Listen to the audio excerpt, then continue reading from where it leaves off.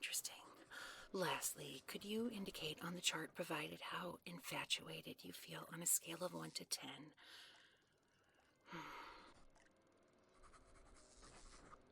Test subject has tapped the space below the 1 marker, presumably answering a 0 or negative answer. Results. Badge code number 440 has failed at its intended use as an aphrodisiac and has the catastrophic side effect of turning whoever ingests it into a frog.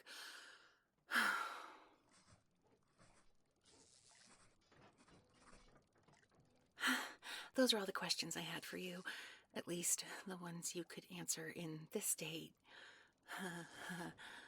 While I work, I've prepared an enclosure for you over here with water, heat, enrichment, the roomiest and most comfortable I could manage. Would you like me to help you into it?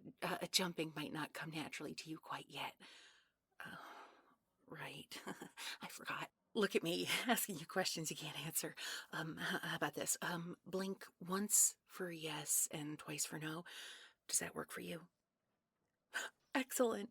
Now we're getting somewhere. Now let's get you into this tank and get you some food. What would you like to eat? I've got crickets, flies, worms, though I also have human food if your human mind inside your frog body craves something familiar.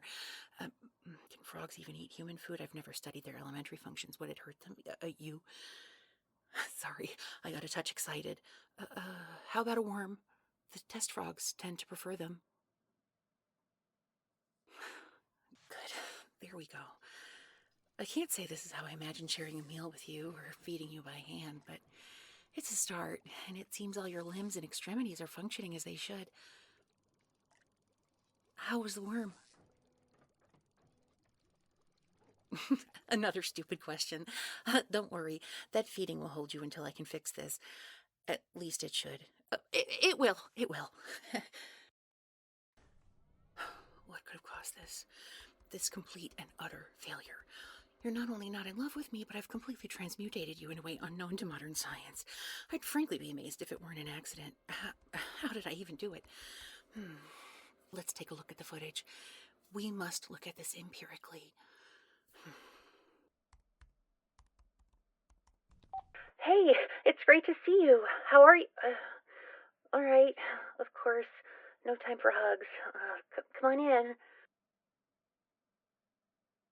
I know you're just coming to pick up your last paycheck, but I'm having a bit of trouble with the printer. You know me, the centrifuge and the microscope adore me. The laptop, not so much.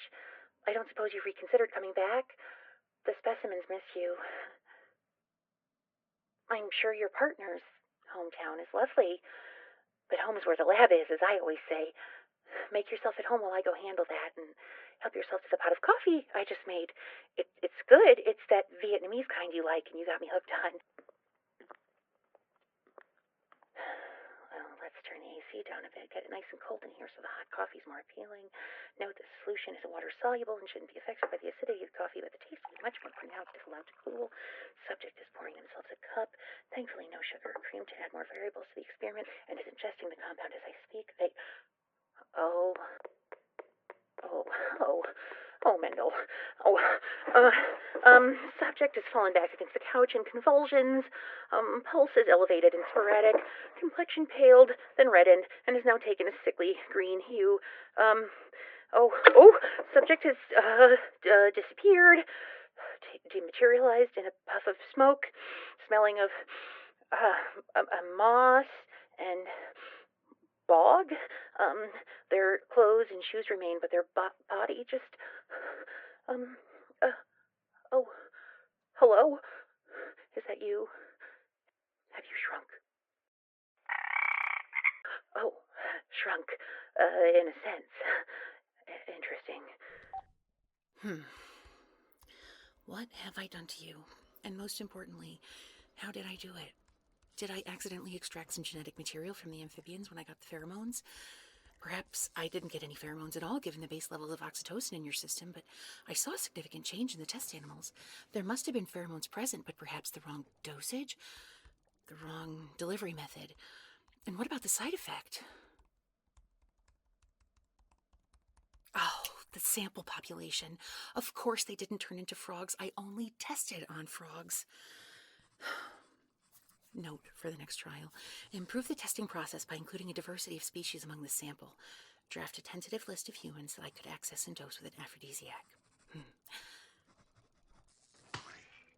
I know. You know that'll be hard for me to come by, but that's the cost of progress. Second note. Draft an amnestic to wipe their memory while the aphrodisiac wears off and they return to normal. If they return to normal. No, definitely when. Don't worry, the amnestic will be much more vigorously tested than what you've just taken. A scientist learns from their mistakes, and I wouldn't want you to forget me or all the work we've done together. Just this little blip in the scientific method. That is, if the amnestic is even needed, if I don't perfect the aphrodisiac. Now would I go about that? How do I get you to love me? I must change some variables along with refining the testing process. I want to see if the delivery method would make it more effective, if mixing the solution with coffee corrupted it somehow. While I have you here, we could try injecting it intravenously.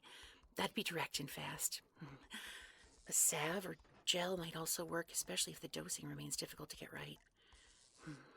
Aerosol? No, imprecise and oh, good. You're getting the hang of jumping. What can I do for you? Did you have some feedback for me?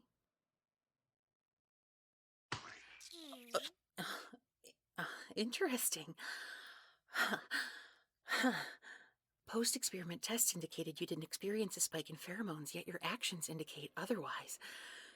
I didn't consider the possibility of a delayed release. If you're feeling the typical effects of an aphrodisiac, such as an elevated heart rate and what is colloquially known as butterflies in your stomach, blink once for yes. Yes! I knew that I couldn't have been that far off, and all my hard work couldn't have been for nothing. I knew with a little blood, sweat, and amphibious mucus I could make you love me back. It'll be so much easier to fine-tune the aphrodisiac with you by my side, just like it should be. We'll figure out a way to do without the transmutation, and then I'll come up with something to speed your metabolism, run this faulty first batch through your system faster. I suspect your kisses would be even more pleasant when less froggy and less wormy. And I'm eager to test that theory.